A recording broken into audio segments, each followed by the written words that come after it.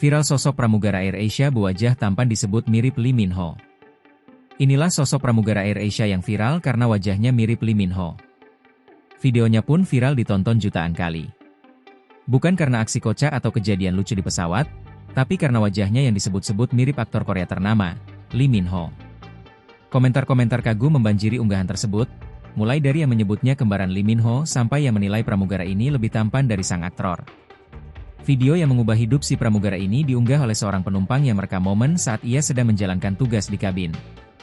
Dalam waktu singkat, videonya menyebar cepat dan jadi bahan pembicaraan. Senyumnya ramah dan wajahnya fotogenik. Selain itu, gesturnya juga kalem. Tak heran kalau netizen langsung terpikat dibuatnya. Wajah si pramugara dinilai punya kemiripan mencolok dengan Lee Min Ho. Buat penggemar drakor alias drama Korea, Lee Min Ho tentunya sudah tak asing lagi. Ia terkenal lewat drama seperti Best Over Flowers dan The King, Eternal Monarch.